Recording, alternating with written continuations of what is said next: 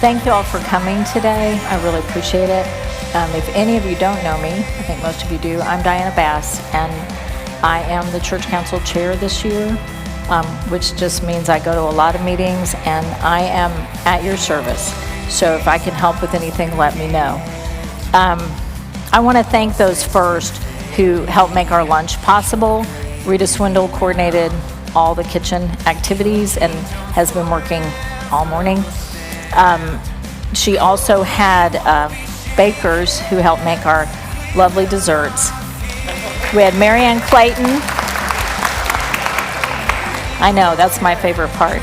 Marianne Clayton, Debbie Wise, Cindy Atier, Sharon Relke, Susanna Copeland, Kathy Jameson, Jeanette Ingram, and Rita Swindle. So we know why we had so many great things. Cindy Atier, Rita Swindle, Joanna Breckenfeld, and Kathy Jameson are still probably working in the kitchen cleaning up. So as you see them and have a chance, let them know how much you appreciate what they did. Okay, so I hope everyone got a note card.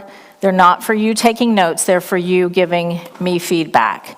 So I really appreciate that, not generic feedback. I'll ask you a question and tell you to write. So I just won't tell you specifically what to write. It has been a process for us to get here. We all knew that if we voted to disaffiliate, at some point, we would have to decide our next steps. We explored some denominational options, had some guest speakers in, and if you haven't heard a million times, those videos are still available on the church website. We also spoke with one United Methodist Church that is planning to go independent. We asked them to come and speak, but they were not able to because of their legal situation. When the conference moved our disaffiliation date up, our timeline was shortened. There are many things that need to happen before March 31st. And another person we need to thank greatly, two people really, Don McCracken, our Chair of Trustees, and Brian Rose, our Chair of Finance, who have been working like they have two full-time jobs, and one of them is for our church. So they have been working very hard to make all of those things happen. But some of that process is still, we have to make our path so they can finalize everything. And again, all that has to happen before March 31st. So before February ends, we need to determine our path to allow the necessary time for those final things to be done. If you look at our upcoming church calendar, most of you know, in February we have Missions Week, which is a very important and special time in the life of our church. And we're going to have guests in, and we're going to be doing a lot of other very important things besides business. So if you're curious as to why a February 5th vote date was set, that was why, to allow trustees time, but Also to not disturb Missions Week with business. And that is still pending church council approval on the vote date. In Tuesday's church council meeting, we determined that the most appropriate options for us were either the Global Methodist Church or going an independent route. We had very little information on an independent option and determined that more information should be presented. That was less than 5 days ago, so the world has not been researched, but I believe we have some really helpful information that we can discuss today. So we all get to jump in together. After our church discussion, the church council is going to meet in the choir room to officially make a recommendation for the church vote, which is one of the reasons those note cards are so important. My small group is reading a book called Unoffendable, and the author asks the question, what if Christians were known as the most unoffendable people on the planet? And so I have to ask the question, what if we were the most unoffendable people on the planet? What if I was the most unoffendable person on the planet? So I pray that as we go through this today, we will seek to be unoffendable and unoffensive as we move forward. We do come from a lot of different places, culturally, denominationally, and many, many other ways. We have different perspectives. Let's show grace to one another. We can share those perspectives, and that's okay. You have knowledge and experience different than mine, and some of that is going to be relevant and helpful to our discussion today. It's my goal that we share and discuss and join in the process together. We have some people who have agreed to share information to get the discussion started. We're not necessarily experts on our topic, but we were willing to spend time and prepare and share. So first, Lindy is going to share with us some of the information that she prepared about other denominational options and explain why we don't feel those are appropriate for us at this time. All right, thank you. Don't you love being the one that is representing the things that have already been pretty much decided not to do, but on we go. Last summer, John asked me, I was kind of asking him beyond the disaffiliation, what happens next? And I said, if there's a committee that's going to look into options, will you please consider including me? And he said, well, why don't you just look into it? So I did. And you see, if you picked it up, I have a larger print version, but the comparison that I came up with. So I'm not going to go through this point by point, but I want to highlight some of the reasons, basically, that we've decided some of these are not a good fit. The last three columns are what I'll address, and when I finish, Nathan and these others will present on becoming an independent or autonomous congregation, and then Katie will present the option of the Global Methodist Church. Since Chiv is currently in his church preaching as we speak, we felt like he needs to be represented because the Cambodian Fellowship was birthed out of this congregation many, many years ago, and we've enjoyed a very close relationship ever since. And so what we decide really impacts their congregation. So Dave Relke will be sharing a little bit about the impact on the Cambodian congregation, whatever we should decide.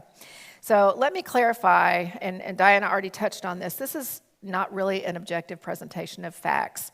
We've tried to look at them very objectively, and we're going to present our best research.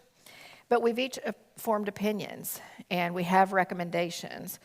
Katie, in particular, has spent a very long time with the organizations that have led to the formation of the Global Methodist Church. So let me warn you, she's passionate, but that doesn't mean that there's a foregone conclusion or that her vote counts any more than each one of yours, okay? So don't consider that our recommendations or Katie's passion represent anything that has already been decided. And we're here today to present this information so everyone can have an informed vote when we come together for that. So let's dive in. If you look at the third column, the first column is the United Methodist Church. That's where we're coming from, so that's kind of our comparison point. The last pages of this document represent the theological things that we probably match pretty well with these other Wesleyan Methodist kinds of congregations. So those would be a pretty good match, but there are reasons we're probably not a good match for them. So we'll first look at the Free Methodist Church, the very center column. It was founded in 1860 over slavery and a theological dispute about entire sanctification, just definitions of things. If you look on page 2, you'll see they are a connectional church. And I think Nathan's going to speak more to kind of what that means. We have been part of a connectional church where, when we need a new pastor, they send us one, and we're, we're very connected. This one is as well. You'll also see on page 2 that they do have a trust clause. Now, the trust clause in the UMC is, in some ways, why all this is such a difficult thing, because technically they own our property. And they hold it in trust for us. Am I putting that right? We hold it in trust to them. And so sort of getting out of that arrangement has been part of the challenge. And so going back into another congregation that has the same thing would be problematic. Now, their literature says those churches who hold property at the time they join the Free Methodist Church may be given the option by the Board of Bishops with legal counsel whether or not to adopt the trust clause. So I don't know that it's mandatory, but they definitely have that, and it would be something to grapple with again. You'll also see on page 2 that 95% of the Free Methodist Church congregations are outside the USA.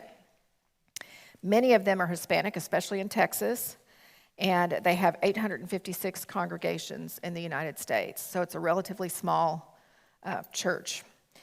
There are 8 congregations in Dallas-Fort Worth and 12 others in Texas. So do you know how many Methodist churches are in Texas? 1,800. So just for comparison's sake, that's interesting to look at. They only have 20. We're coming out of a church that has 1,800. I can't really tell you which is, one way or the other. Page 2, you'll also see that they're committed to Wesleyan Arminian affirmation of the saving love of God and Christ. And then on page 3, you'll see they have a very lean structure. They only have 3 bishops and 24 superintendents and very few boards and agencies. And then if you read on the further pages, you can see what their theology is about, most of which we'd probably be very comfortable with. They do have a 4-phase affiliation process. This is not in your sheet if you want to take notes on this. First phase is exploratory, where you make the connection, discuss doctrine, decide whether you might be a fit with them. The second is a decision phase, whether this church would decide whether to pursue affiliation. And the third is the affiliation phase, which begins the official relationship. You sign a covenant, which is a public declaration, which they compare to an engagement ring, okay? And then for up to 3 years, you're in a waiting period to still see if it's a good fit. So full membership doesn't happen until 3 to 4 years after you start the process. So that is the Free Methodist Church. Any questions on that? And also, as you do discussion, Amy Smith and Jen over here, they have microphones. We are recording this, so if people wanted to see part of the discussion but could not be here, so we need to use the microphones out of graciousness for those people. So if you raise your hand, we can get going on the microphones. Okay, any questions on Free Methodist? Okay. Yes? Just a comment, I don't think you said they also have a trust clause. Yes. You did say that? They do. Yeah. All right. The Evangelical Methodist Church was formed in 1946, also over disputes of theology.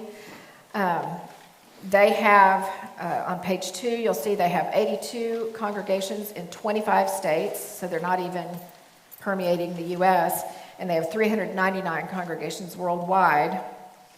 And on page 3, you'll see that their church clergy is chosen by congregations from recommendations from the connectional organization. So being part of a connection is helpful in just getting staff and a lot of different things. So these have sort of where the church weighs in more than our appointive process that we've been under, if that makes sense.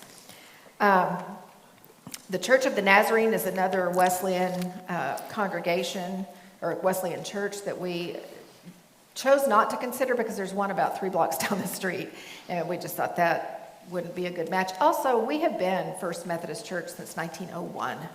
We became First United Methodist Church in 1968, and I feel like to drop the Methodist out of there just isn't very consistent with our history. That's just kind of my thought. So the reasons that we really are not seriously considering the Free Methodist or Evangelical Methodist Church is, one of the reasons is they started at points of history for a reason. Something was going on, just like we have going right now, where they decided we need to part company, and we don't necessarily line up with those needs. That's what started them.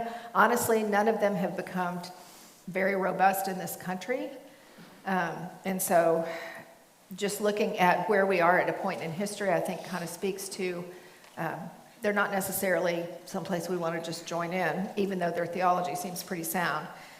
The evangelical does have the 3 to 4 year process. And honestly, these are small denominations that we're not even sure if they would welcome a big influx of departing Methodist churches.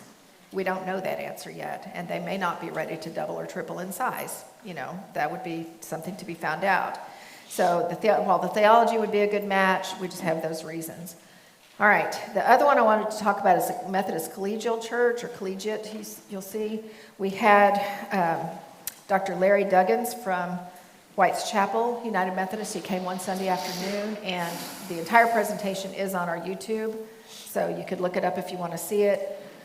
What they promote is called a cathedral model, where you have a large church at the center, like White's Chapel, which has 17,000 members, and then geographically close churches are connected like spokes to the cathedral church. And it's just that group, and then another group like that somewhere else and somewhere else. There would not be one central organization. As of mid-December 2022, discussions and inquiries from about 25 churches had taken place. So this is newer than anything else we're talking about today. They just started forming this very recently. He showed a slide at the beginning and end of his presentation that basically was a disclaimer that everything you hear is subject to change. So this is very much in development. And my other big concern, I have concerns because it's so new, because that connection is only, like I say, spokes to a hub rather than anything larger than that. On page 2, under geographic reach, you'll see that the churches are close geographically, and individual churches make the decision, and you hear more of this in his presentation, make decisions about whether to have connections abroad. He even made the comment in his presentation that they have no expectation of any kind of international connection with other churches, because and it was kind of like, how, with cultures so different, are we going to ever be able to connect and agree on things across the world? And that statement alone kind of nixed him in my book, because it's fascinating to go to other cultures and find the common ground of Jesus Christ and how much you can find in common. And if we can't kind of sharpen each other from one culture to another, I find that to be a problem. So anyway, I'm starting to preach. I'll be careful. The role of the structure that they will have includes ordination and licensing, providing training materials, maintaining the Collegium Book of Discipline. They will write they have already written a very high-level book of discipline, but each congregation is expected to write the detailed book of discipline for their own congregation. So we would be about having to hammer that out right away if we were to join them. And then they will have the convened decision-making assembly. So my big concerns there, honestly, are the writing of your own discipline, the lack of connection, especially abroad. I think that's very valuable. And I honestly haven't heard a lot of positive comments from the people who were at that presentation either. So you can talk to someone who was there or listen for yourself. So any questions on the ones we're nixing? Probably. All right, thank you. Okay, thank you, Lindy. And this really can be a discussion, y'all. You don't have to, but it can be. So we're going to talk a little bit about independent churches, and we have, yes, we have a question. I'm sorry. Thank you, Trey. I was just curious. Can you wait just a second? We're going to try and be consistent. Thank you, Dan. I know you've got a good voice. Yes, I'm just curious. We haven't really talked about finances. When you're a part of a local organization or another organization, there's usually an apportionment or some part of tithes and offerings that ends up in the hands of the local organization. So I just was curious, for the ones we declined, was there any discussion of that, like the cathedral? I mean, do we have to pay them something? The cathedral. Collegiate. The collegiate. From White's Chapel, he said for the first couple of years, their church plans to cover all that so that they can then see what it will entail and what's needed. And then they will put in place some apportionments. When Katie talks about the Global Methodist Church, she will address what apportionments look like there. You can expect that every organization is going to need their administration covered. The other Methodist churches, the Free and the Evangelical, both have much simpler structures than we have, so I'm sure apportionments would be lower, but they weren't any more detailed than what you see in this document. So. Okay, anyone else? If I don't see you, wave at me or something. Yes. Hang on 1 minute. I was here for the presentation of the collegiate church, and one of the things that I heard that concerned me a great deal was there was a little bit of a roll your own type of approach to the discipline for each church. Well, that sounds like a recipe for problems. Right. And Lindsay, also, I think we called for questions. We can also share ideas, so don't feel like you can only speak if you have a question, not a thought. Okay, so several people are going to actually address some thoughts on the independent option. I'm going to share some, Nathan's going to share some, Reverend Cindy Palmer's going to share some, and then Dave is also going to share some about our Cambodian church. So we had a great conversation this week with a very helpful local independent pastor. And he talked through some of his thoughts on us becoming independent and some of the strengths he believes independent churches have. Some things that he thought we should consider. If we keep Methodist in our name, he feels it would be much more difficult to get a pastor if we're an independent Methodist church.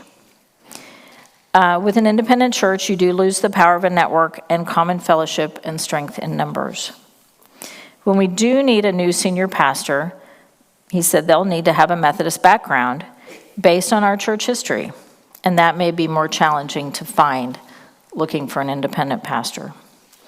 For example, a Southern Baptist 42-year-old Bud Miller would be great, but he would not work for us, the Southern Baptist part. So strengths he gave of independent churches.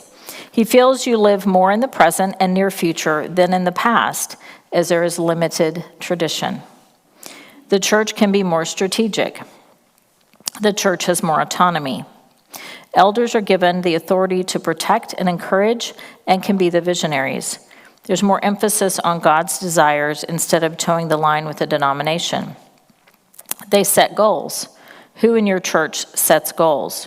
Do you even have them? Money we currently send to the conference or denomination can be used for local church or missions as desired, and the missions are the local church's choosing, not the denomination's choosing. Independence with connection to other churches. He said it was very important as an independent church to establish some of those relationships. You do that through missions, church planting, relationships with seminaries for pastoral supply if needed. He gave an example of doing summer youth camp with us, like they have done in the past.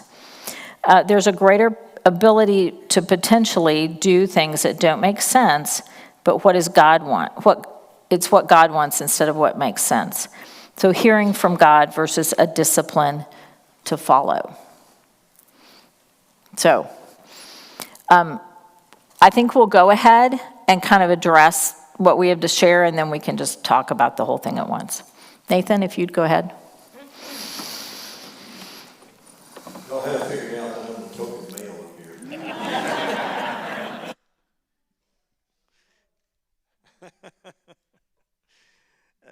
You know, there are lots of independent churches. There are lots of independent churches that flourish and thrive, just like there are lots of Methodist churches that flourish and thrive. There are also independent churches that don't succeed, just like some Methodist churches don't succeed. You know, the biggest drawback, I think, for the independent is pastoral. And especially smaller congregations, and y'all have to understand, we're kind of 75% of the United Methodist churches in this country have 100 members or less. We're not a mega church by any stretch of the imagination, but we kind of in the middle niche, if you will. We're a nice size, but we're certainly not St. Andrews or White's Chapel or any of those places. And so finding pastors is the biggest dilemma that independent churches face. And the smaller the congregation, typically, the smaller pool you have to draw from. We would have to, if we did, and this again is a drawback to the independent, we would have to vet that person. We would have to find that person. Any of y'all come out of a Baptist tradition? Ever heard of a pulpit committee? Yeah. I would assume, Dan, that y'all were not well received when you were sitting in the back of somebody's church listening to some guy preach. Yeah, that doesn't exactly endear you to your, other churches that are around. And the other thing too, with an independent, if you lose your pastor for some reason, it may take months. I'm guessing that pulpit committee saw a lot of people. It may take months, maybe even longer, to obtain a pastor. One of the things too, again, and I don't mean to harp on pastors, but this is what I see, and I did some research too before I got up here. In an independent church, and in all churches, don't misunderstand, so much of what we do revolves around our pastor and pastoral staff. If we have someone whose theology is a little bit off, the church will follow that because that's what churches do. That can lead any church down a path that they don't want to go. In an independent church, if there is conflict, the elders typically, as I understand most independent churches, the elders are the board that kind of drives your church, that deals with the issues and problems and determines whether your pastor comes or goes. But if there's conflict there, the persons who have conflict are also the persons who are supposed to resolve it. My wife and I are on the board of directors of an institution of a ministry. It's not an institution. It should be maybe, called Sunscape. Sunscape actually was birthed out of what happened in this church 40-something years ago now. But it ministers to full-time pastors and Christian workers. And from time to time, they have been called in, our leaders have been called in to try to help independent churches resolve conflicts. That's incredibly difficult. You don't know the church, you don't know the people, you don't know necessarily their theology or their doctrine. If we were to be independent, we'd have to determine all those things. We would have to come up with a new theology, not necessarily a new. I think we would stay basically Wesleyan, but we'd have to come up with our own set of rules as to how to govern and move forward. And we spent a year plus. The folks who've worked on this disaffiliation, your church leadership, our church leadership, has spent an inordinate amount of time on this issue because it's incredibly important. But I think I speak for all of the church leadership. We want to get about the business of building God's kingdom. We want to move this place forward. And so we want to move. We want to go forward. One of the other things too, and I don't think it would necessarily be true of us as an independent, but sometimes independents treat pastors incredibly cruelly. For those of you who have Baptist background or any other background between here, without a connectional system, the Board of Elders can meet one night and the pastor's gone the next Sunday. We've seen that again in the ministry that my wife and I have been a part of. And that is very, very brutal, just to be blunt with you. Let me see what else I have here so I can sit down.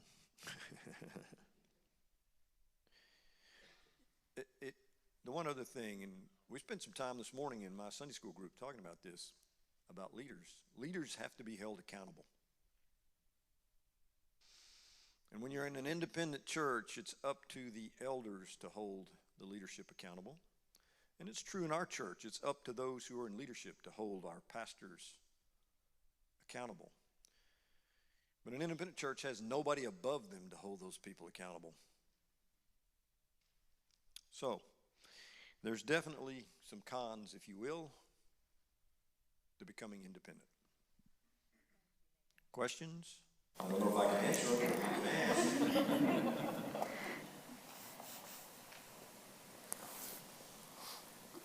Just more of a comment. This church has historically been proactive at encouraging the gospel and the truth of the Bible to be proclaimed in all the Methodist churches. We were fundamental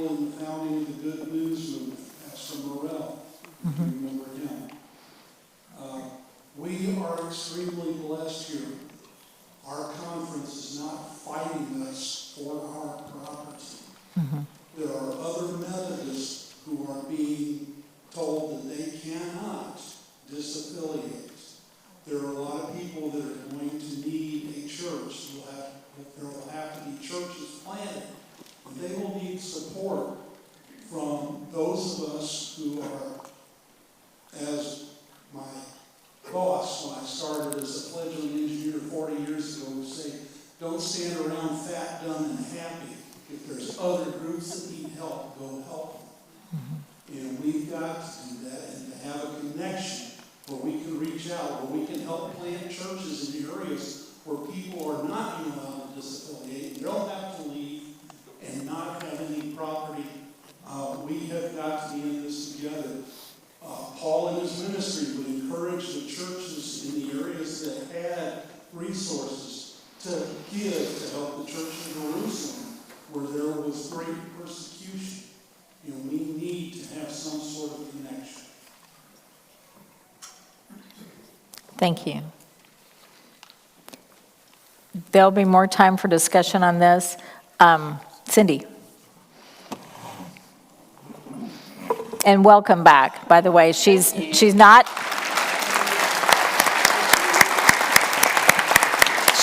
technically officially back, but she's coming in. Well, I'm back Wednesday. Yes. So, you can round up or whatever. Yes, right. So good to see you Check all. all your emails for Wednesday. I would just say that Lauren has been a very effective, I guess, bouncer or Nazi came to mind one time as far as, are you doing church emails right now? It's like, no, I get other emails besides church emails, not to, but did a lot of resting, a lot of reading, and so very grateful for that time. It was very, very helpful. Starting out with, y'all know that one of my spiritual gifts is stating the obvious. And so some of this is going to be just obvious. I wanted to address a little bit how, I've heard, not only in this situation, but other situations, there have been times that people have expressed they just felt like their voice wasn't being heard, or they, their vote didn't count, or that kind of thing. And I just want to say, I don't think anyone wants to minimize anyone's thoughts or their experience or their convictions. We need to honor that in each other and listen. I will say that there is so much stuff on the website, and I know it may not meet your deepest need to read through that kind of stuff. I've read through most of it. It's not riveting necessarily, but not trying to make you spill your water. But it's there. And my name has been on a list of, if you have questions, let me know. And I've had 0, which I've not cried about, but being snarky, y'all. But anyway, but happy to entertain those and happy to listen. And so I just want to say, with the whole independent church thing, I get that. I've been on staff at an independent church.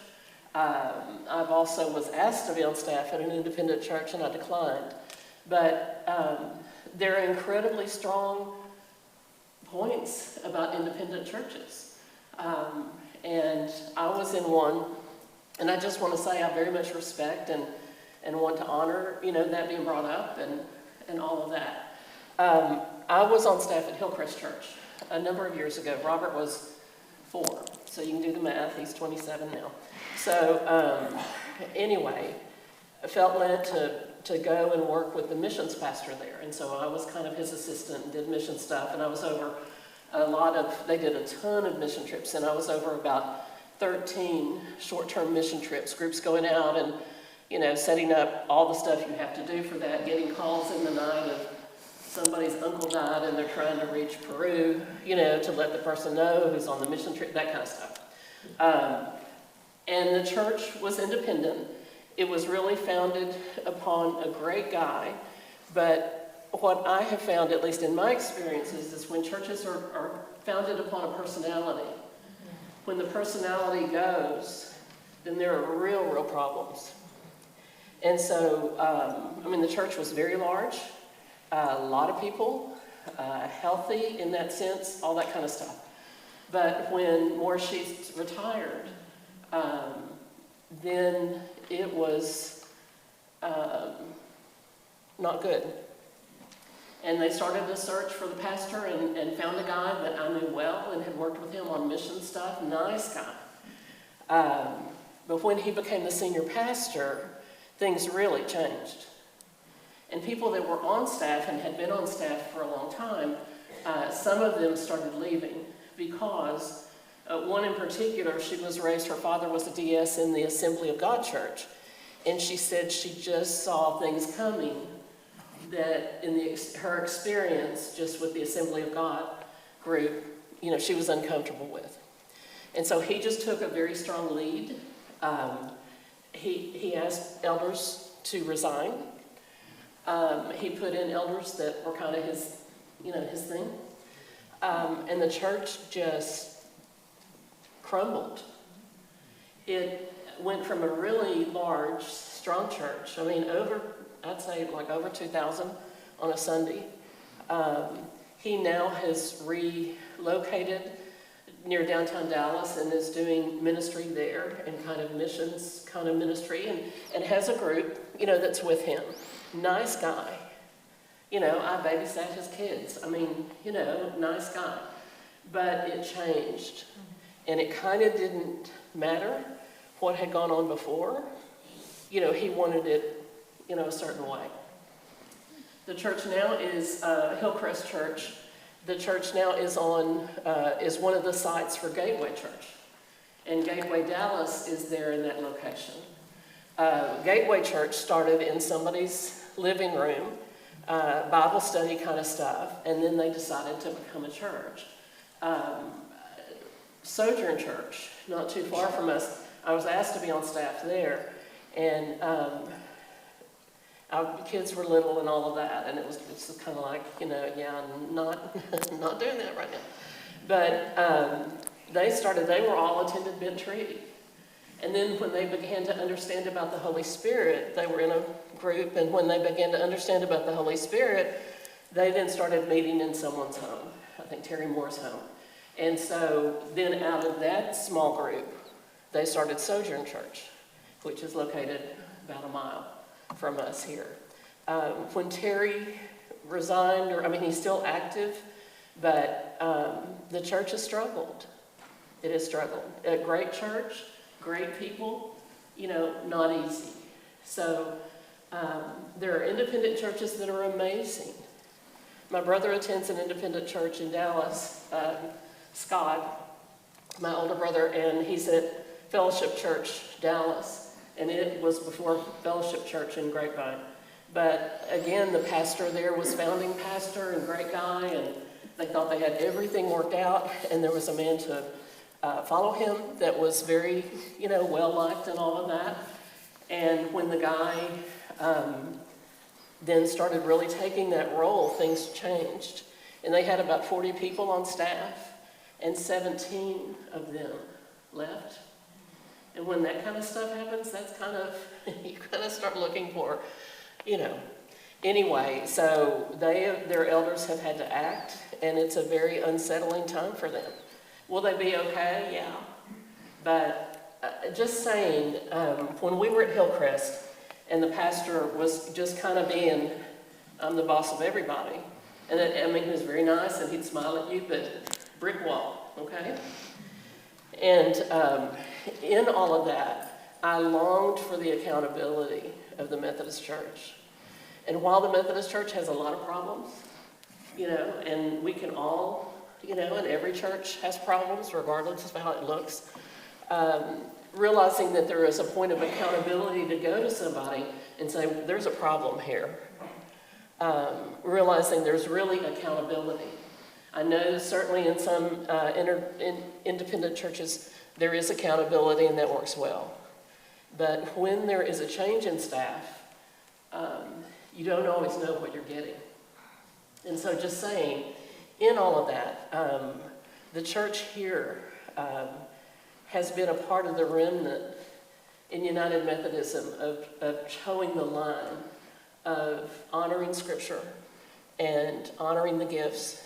And the church here has been a part of other churches in the Dallas area.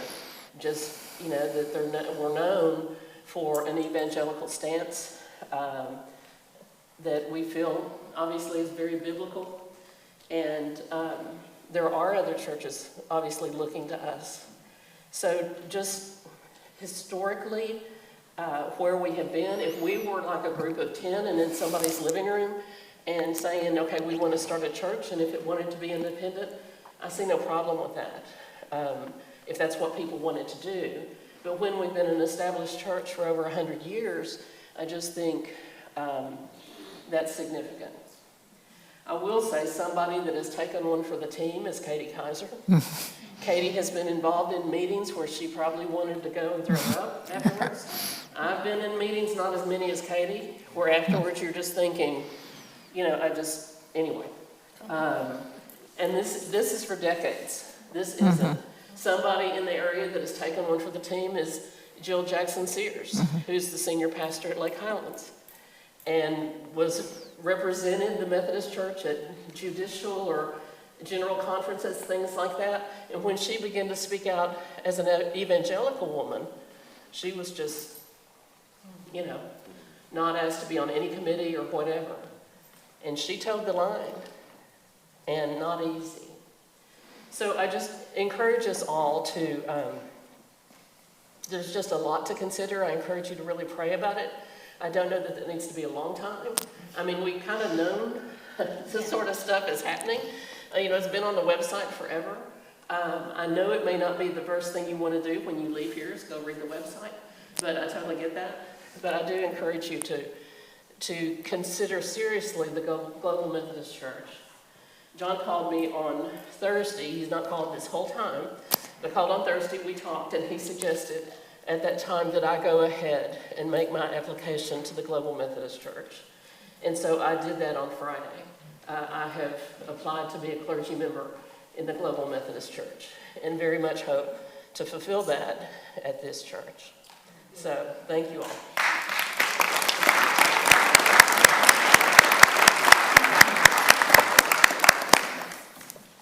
Dave, do you want to go ahead?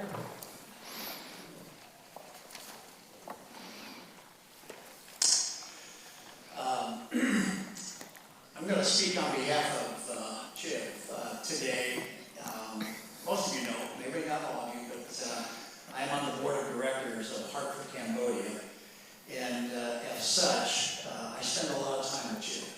And certainly walked through him with his medical procedures the last few years. And so I spent some time with him the last few days. And so I'm here to be the ambassador, if you will, as John shared today, this message that Paul wrote that we are all ambassadors for Christ.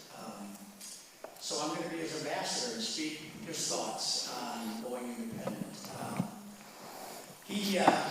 That is not a choice he wants to make. He wants to be an ordained minister. He wants to be an ordained minister with the Methodist Church, and in order to do so, he's planning on doing what Cindy has already done, and that is to make application to the Global Methodist Church.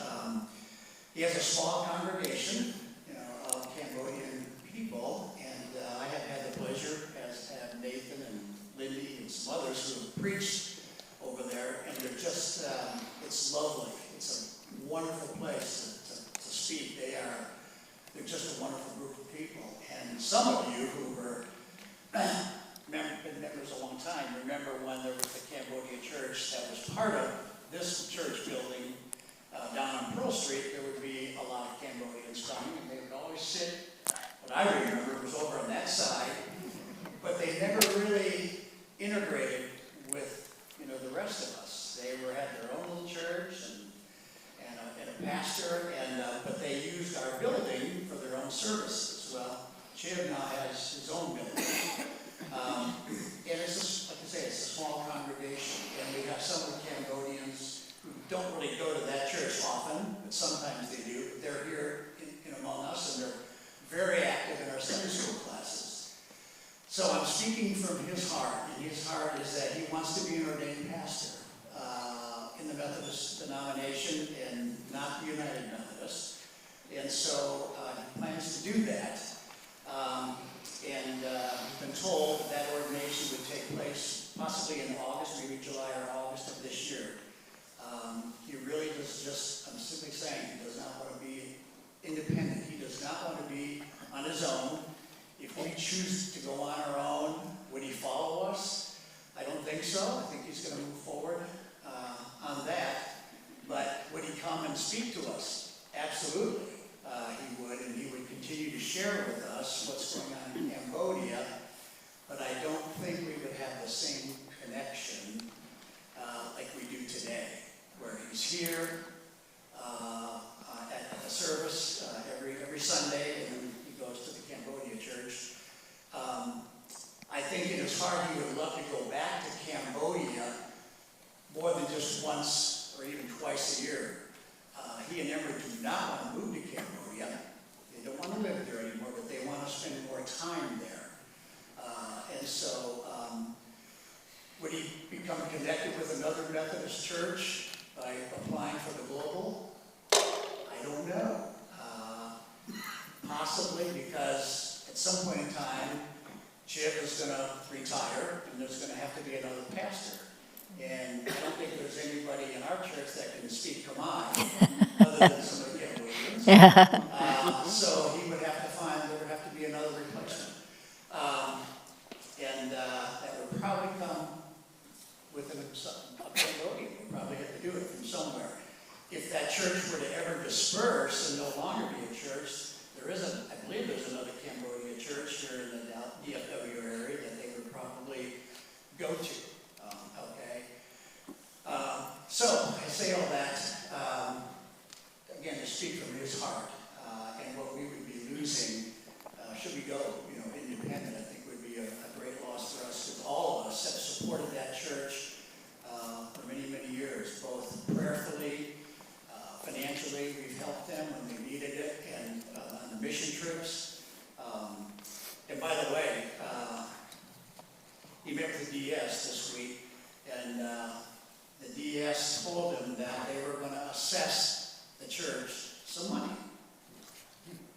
Not a lot of money, but it's under $10,000, and that's a lot of money for the church. They just don't have the $10,000. So, it's a little bit on the side of being a little punitive, but for whatever reason, they felt like that's a necessity they want to charge them. So, in any event, that's what she would tell you today, I'm pretty sure. So, thank you.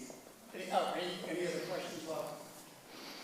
And really, truly, any discussion on the topic of the independent church?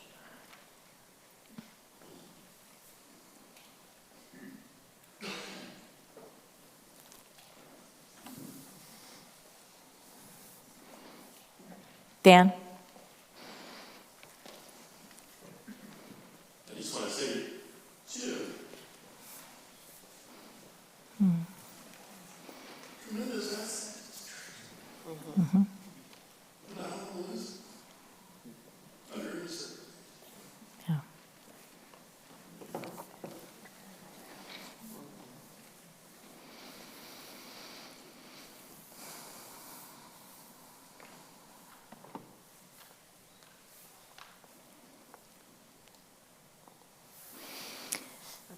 Okay, we will have, Rebecca, I'm sorry. Yes, we need a mic up here. Thanks, Amy.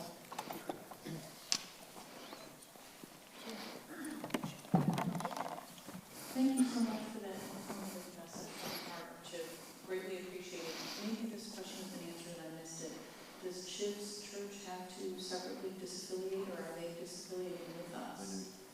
And are we helping Separate them? congregation, he has to disaffiliate just as their congregation has to disaffiliate just like we did. So what Dave was speaking to about Chiv having spoken with the district superintendent, and the North Texas Conference is going to assess them a number less than 10,000. That's similar to the money that we're paying as we're disaffiliating. So apportionments for this year and the first quarter of next year, plus a percentage of the unfunded pension liabilities, that's the number that the district came up with for them. So, I'm sure if your hearts are so warmed, you are probably very able to assist our Cambodian brothers and sisters in that church to help pay that money. But that is for them to disaffiliate. My understanding is that they did wait until we had our vote before they finalized their plans, but they are moving forward to disaffiliate. And does that also involve the churches in Cambodia? Are they part of that also? No. Okay, so are they staying, what are they doing? Hang on. You need a mic. No, they're really not officially Methodist churches, although Chip has gone to Methodist hospitals there, and things like that, so, no, there's no effect with them at all. Okay. Chip, those are his churches, he's the overseer, if you will. Sometimes Joe will call him the bishop of Cambodia. But he does, he's an overseer, is really what he is, he oversees the churches. And that's what he wants to do. That's his primary focus, and loves to be part of this church and do what he does here, and be able to share with all of us what happens on those trips. And every trip, there's baptisms. Every trip, there's new members joining the church. Every trip, there's problems that he has to deal with. When people have to leave because they don't have any work, they have to go to Thailand to get jobs, and they have to spend time there away from their families, the men generally. So there's issues that come up, and he's there to take care of that. When he goes, they look forward to him. They do very well on their own. They do very well on their own. The leaders there are very good leaders, but it's a real blessing when he comes to spend several weeks there. And so. Trey, can you turn me on? He also was given the opportunity a number of years ago to bring those churches under the United Methodist Church, but they also were very focused in the urban areas of Cambodia. Right. And I think at that time he mainly made the decision to remain independent from them because he felt like his efforts would be expected in the urban areas, and he was very active and connected out in the rural areas. And so that's where his churches are. It just wasn't a good match at the time, so he stayed independent from them.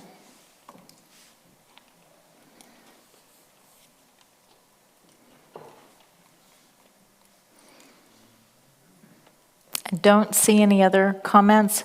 We'll have more time for talk. If you come up with a question, don't worry about it. We'll have time for that. Okay, so Katie Kaiser is going to share with us briefly about some of the benefits of the Global Methodist Church. I'm here to tell you about Global Methodist Church, and I want you to know that it is a great option that is out there today, and I'm very excited about it because I'm seeing so many things and so many doors opened by the Lord, and to me it is a great day to be a Methodist. I want to just start. I'm going to be going through several characteristics of the church, things that they have done, let us know that they believe in, what have you, and I'm going to go pretty fast, so listen fast. So we'll start with the mission of the Global Church, which is to make disciples of Christ who worship passionately, who love extravagantly, and witness boldly. It will be a church that holds Jesus as Lord and Savior and the Son of God. It's inspired and empowered by the Holy Spirit. It's a group of people who have put this church together and called on the Holy Spirit as it has evolved. It's a church that believes in scriptural authority and knows that true unity can only be achieved adhering to its doctrine and the historical classical tenets of the Christian faith. And finally, I'd like to say it is a church whose mission is burdened for the souls of those who don't know Jesus and realizes how much we need to reach all generations and all ages. So those are just some of the theological perspective that this church has come out of and have guided it.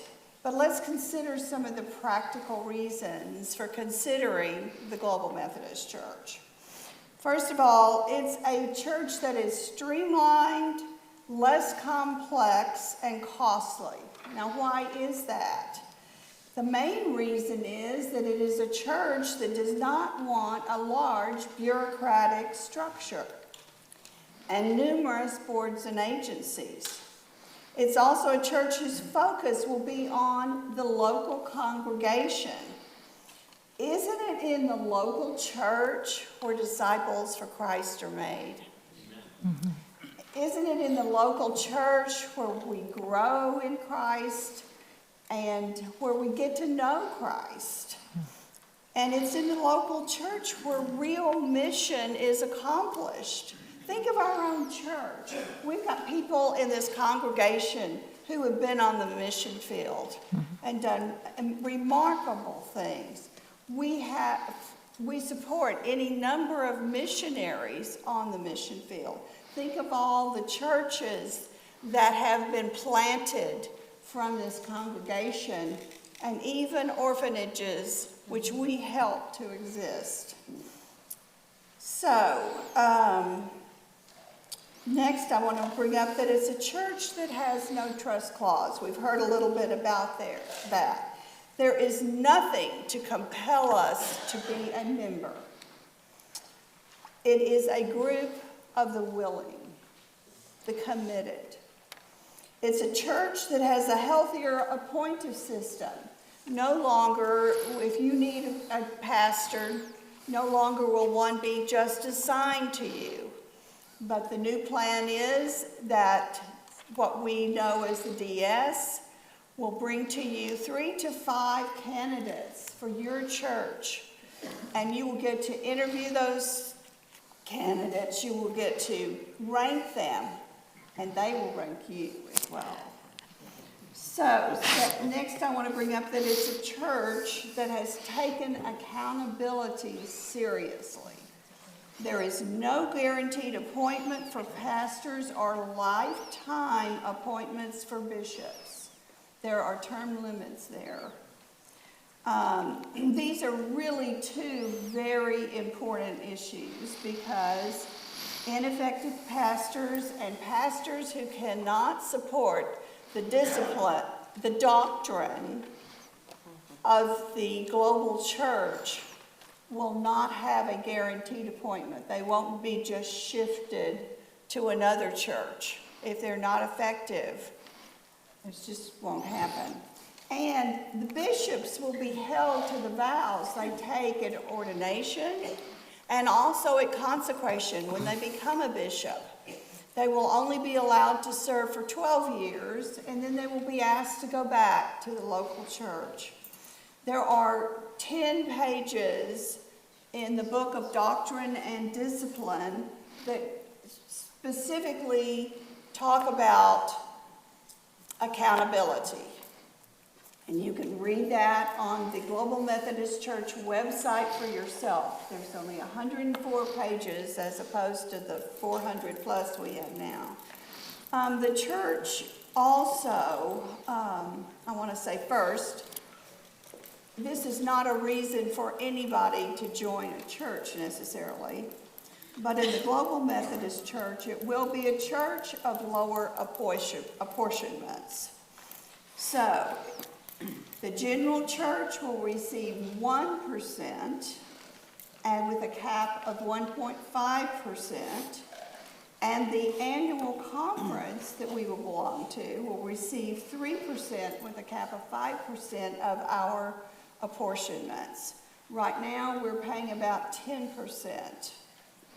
What does this tell us about the Global Methodist Church? It tells us that the Global Methodist Church does not desire to be a large institution. It wants to see the grassroots be empowered by our apportionment system, by the focus that we want to put into the local church, that it can be all that it can be. So I'm giving you some theological understanding of it and what helped to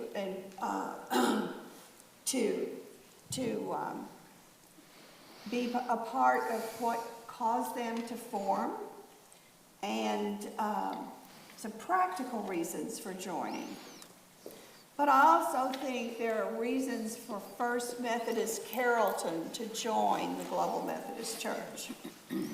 First, our church is Methodist in the best sense of what it means to be a Methodist.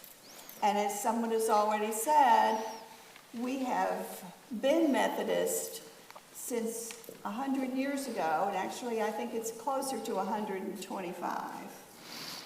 I wrote an article when we reached 100, and that was a long time ago. So that is one of the reasons. And secondly, the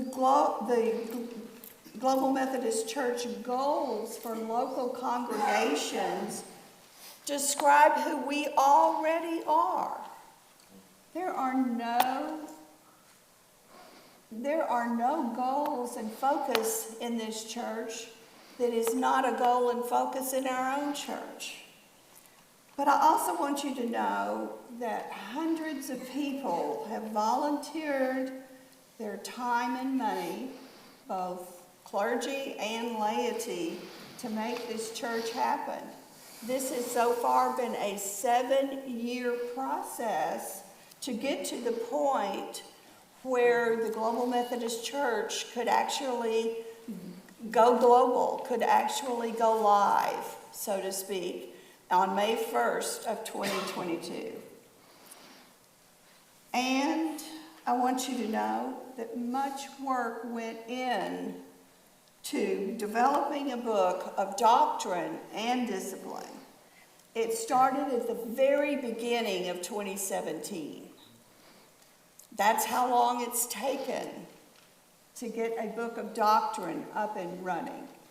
It's not just something that we can take, with us from the standpoint that if we decide to develop our own, we would have to develop our own, and we need to know that is a long and prayerful process.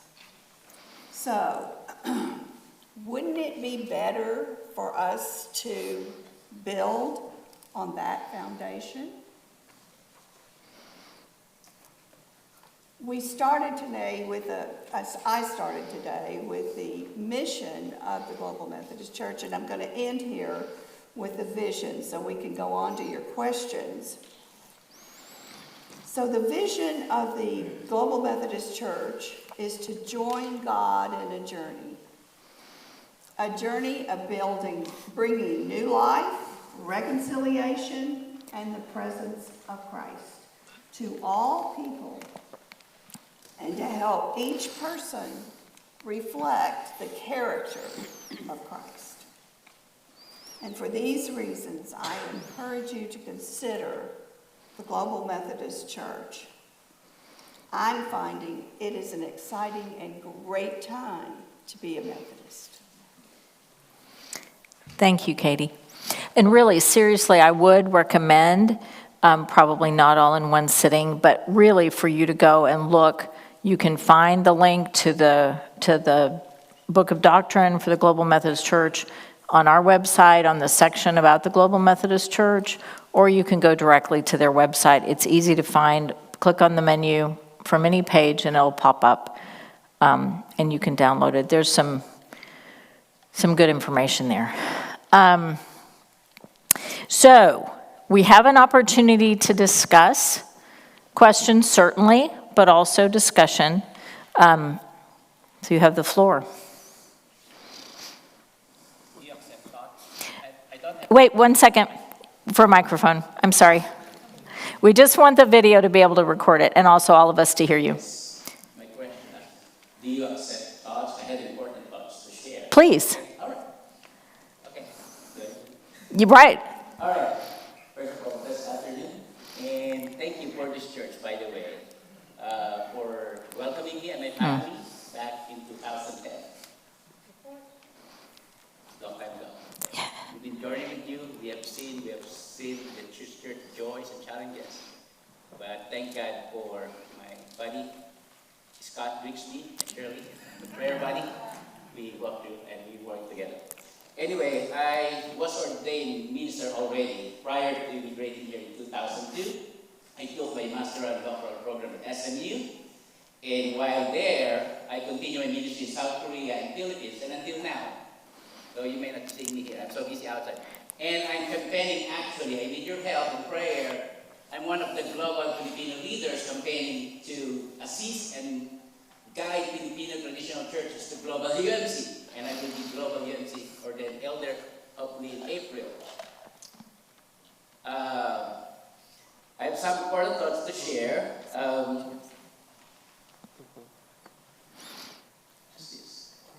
Three things I asked the Lord. I think I feel that to share this. Three things. What is God's heart for this church? I feel so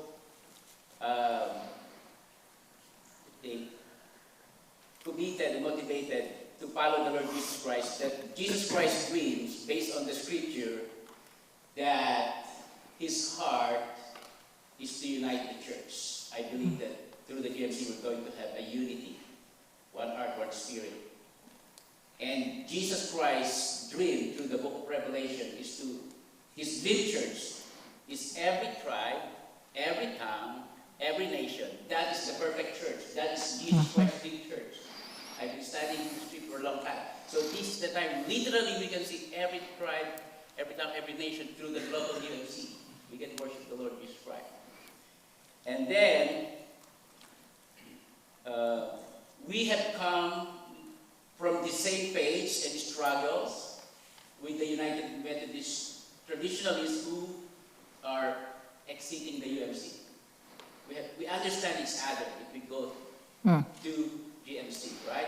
Our hopes, our dreams for a spirit-filled Methodism, I think it's a wonderful thing to be together with the GMC. And last but not least, the GMC is committed for global or world Wesleyan revival. And I'm really excited to participate in that. Thank you. Thank you for sharing. Jen, up here. We're going to get your steps in. Once we've made the decision on which church to join, is it stuck? Are we stuck with that decision forever, or is there a chance to change? The Global Methodist Church, correct me if I misspeak, any of you feel free, there is a 90-day out if for some reason we got in and there was a problem. Don't know what that might be, but we would not have a trust clause on our building. It's just a relationship that we have. It would be less of a commitment than my tenants have when they sign up with me. Not even a year's lease. So 90 days, we can make other plans. And honestly, if we were to do something like that, we would need time to make plans anyway ourselves.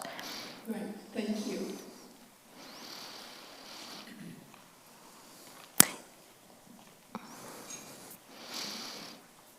So I just had a quick question. Mindy, on her conversations with a lot of the denominations that we we're not going to consider, a lot of concern was, lack of national, regional, or local representation of that same denomination's workers. And Kate, maybe it's a question for you. Since we're looking at joining the global Methodist Church, and started, it sounds like some years, but officially formed back in May, 9 months ago, what has been the absorption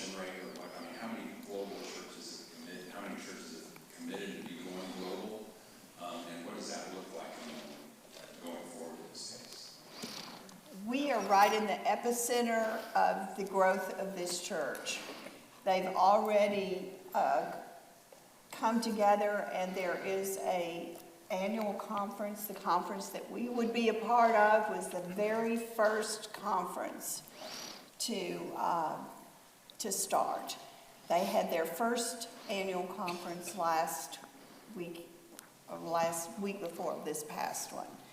And there are going to be all kinds of resources that will be available to us. We will have a totally different experience going to annual conference than we do now. And there is a prayer ministry. This is something we already have, thanks to Scott Grigsby.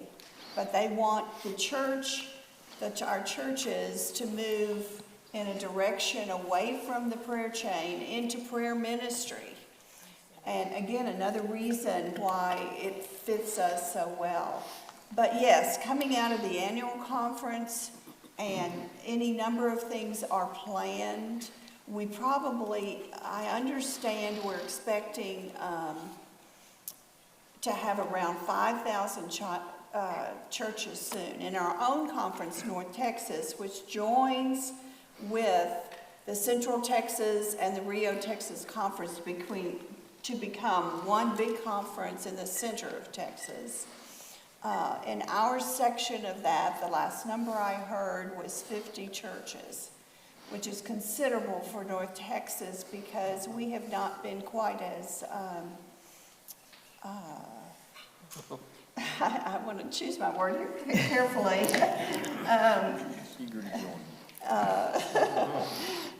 Yes, I would say that we have not had as favorable not reasons to join, but the most favorable things expected of us as some of our other conferences have. So I don't have in front of me right now all the exact numbers, and I apologize for that. But I will say that there will probably be about 5,000 churches in all of Texas and in a very short period of time. Roughly how many GMC churches are in? Oh, so you're expecting 5,000. Do you have any idea roughly how many? I know, like yesterday and the day before, the people to the west, I don't remember the name of the conference, had their annual conference. The West Texas conference. Yeah. Right. And they were talking about 145, I think, churches that were in that conference. This was from the newspaper, so I don't know if I've got good information. Well, yes, we've got churches that will go out at the end of March and also out this summer for our area and other areas as well. There's already been a called annual conference, which is what for us starts March the 4th, in the Texas conference, who are to the east of us. There's already been a called annual conference where people went out in the Central Texas conference, and Northwest Texas is my understanding. And there will be another opportunity for a second wave to come out this summer. And then there's the WCA, which have always been a part of. Some of you may have come when we have had the global gathering simulcast at this church. Some of you are members. And the WCA has a focus now that the church is up and running of no church left behind. And we want that opportunity to stay open for as long as possible.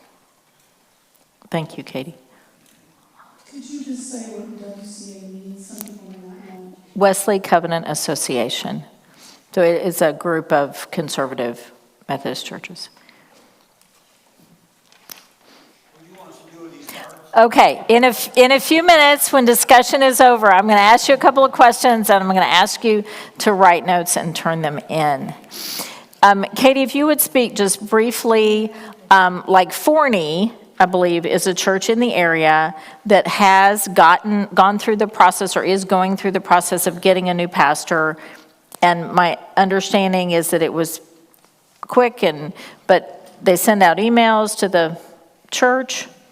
Well, what has happened at Forney is that they have received candidates to come that they are going to be choosing from. My understanding of what will be our presiding elder, if we do join, is that the process takes about a month. So it's not a long process by any means, but you are going to be interviewing people, and they're going to be working with us to try to figure out, what we need, what is best for us, and what's best for the pastor that we'll be interviewing with. And their concerns and wishes, will be a part of this process as well. It will not be an assigned pastor. Lindy? Well, just back to Chris's question, it's hard to name numbers, and based on some other questions I've heard this morning, I'm kind of feeling the need, I know it's getting late, but to run through the timetable of things. Every June, we have an annual conference of our district, which is North Texas Conference. And this whole decision, as far as them being able to take our vote and do something with it, was scheduled for June. But I believe that I really believe our bishop didn't think anybody was going to leave. And once he started to realize that there were a number of churches, I totally understand that they don't want to spend their June annual conference just getting people out. So they decided to move that up to March so that they can take care of the disaffiliation business, and then by June they can be about their What? business. And I It's March totally 4th. understand that. But it's the kind of thing that put us in a time compression. And so everybody kind of was like, why was it this? And now it's this. And it's a lot out of our control. And also, and as she mentioned, the Texas conference south of us met back in December. They moved their June conference all the way up to December, so they are finished with the process. So as different conferences make different decisions, then you find out who's really heading into the Global Methodist Church. And so it's staggered, and it's hard to put a number to it.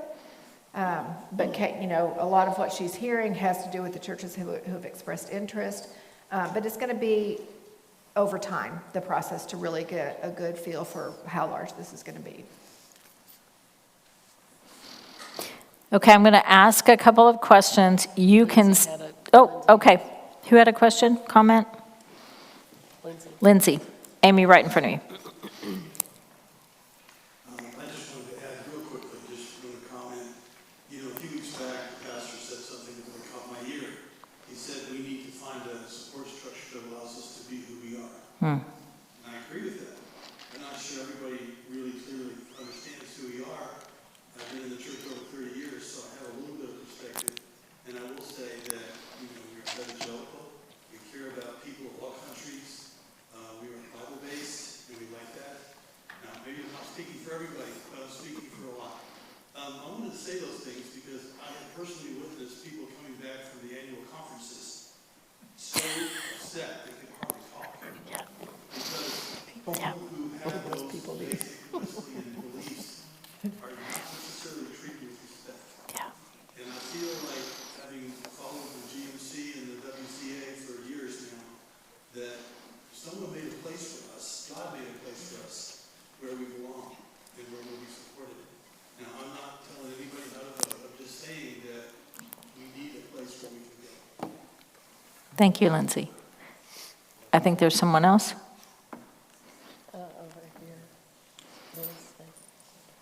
Yeah. Yep.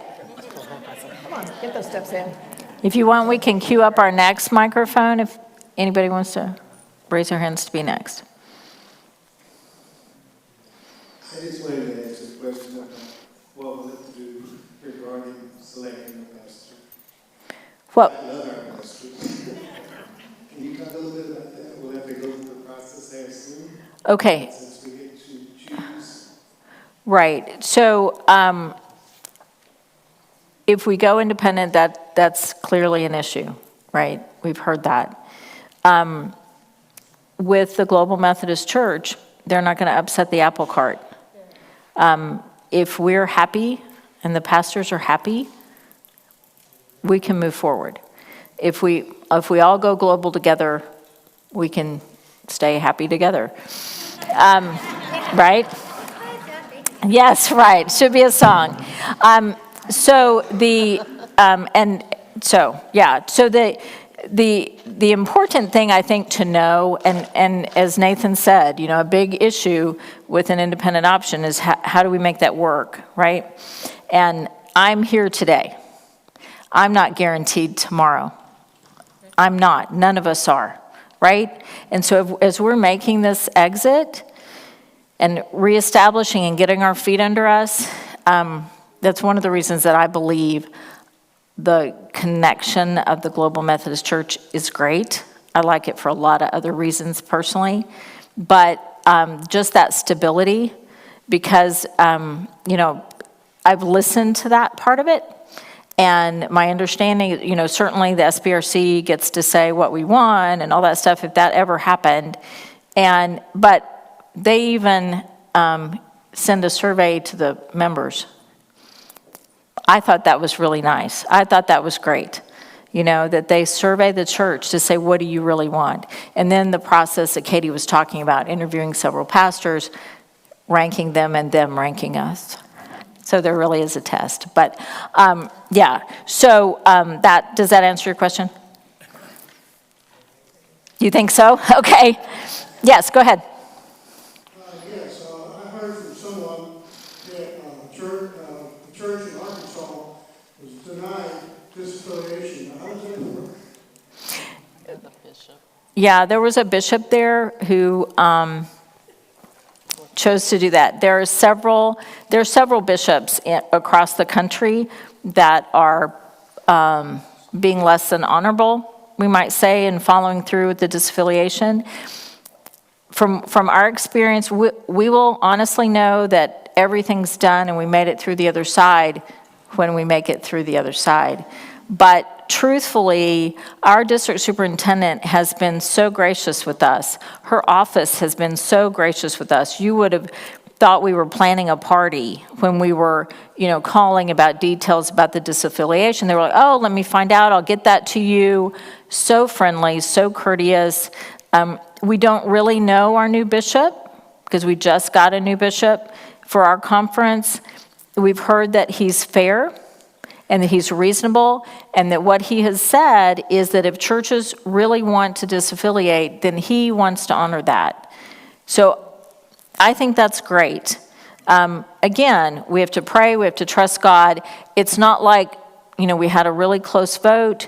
The bishop's assistant told us last summer at that joyful annual conference, not really, but he said, we know First Methodist Carrollton. This is who we are, and they know that. They're not like going, well, I think somebody's trying to manipulate, whatever. So I believe that we can trust them. I think we pray, we trust and verify, we move carefully, but I don't think that is going to happen here. Texas also has a very different legal system and legal view of trusts. So that is so much to our benefit and gives us a better working relationship, perhaps, with our conferences than other states where the judges won't hear a case. They'll turn it out. All kinds of things have happened in other states. So we are blessed to be here where we are. But we believe that the process is going to be honored and faithful. And the district superintendent has told us, I appreciate that you all are going through the process in an honorable and faithful manner. So we expect that as well. Yes, I'm sorry. So I'll speak for Scott and for me. Scott went to the Cambodian church because our employees get prayed for. Nice. We had the blessing of going to the Global Methodist Annual Conference last weekend. And so just as lay people to say, I thought this was funny because my daughter texted me last night. She said, oh, the church we're visiting, we're going to be talking to some potential home group leaders. It feels like a blind date. And I said, well, we're talking about what denomination we're going to join. It feels like an arranged marriage. But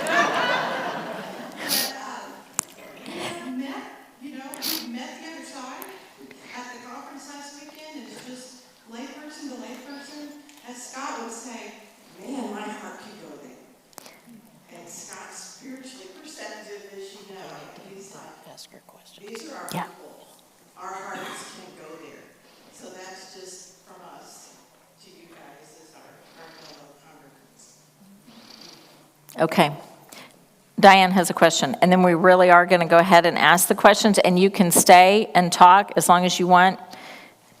Some people care more about the 2 o'clock football game than others. Probably not that many of you. I just had a question. How many churches that have disaffiliated from other states, and maybe even, if you know, around the world, are going global, or maybe even to these other denominations? Do you have Katie, do you know? Yes, well, I don't have the updated numbers. There are churches this afternoon who are making that decision here. So those numbers are very fluid.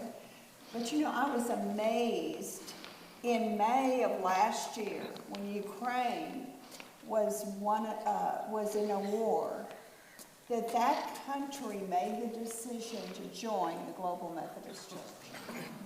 And so there were 3 or 4 countries in Eastern Europe who've already become members.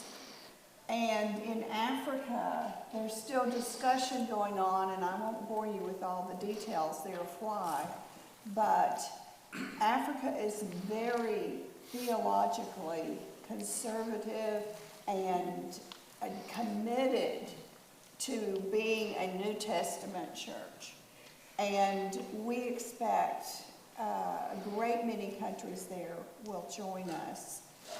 They are waiting for their own reasons until after General Conference at 2024. And the interesting thing is all of this would have already happened, except we didn't have annual conference in 2020. But it will happen in 24, and it'll be a different day after that. So yes, we've got countries stepping up to the plate across the oceans from us, and we will just have to really be praying for those churches that are in states where it is not possible. But it is possible here in Texas, and it's an exciting time. There's just no 2 ways about it. So yes, we're having a worldwide response. And this is something to remember. We are a global church. Mm-hmm. We are not just an American church.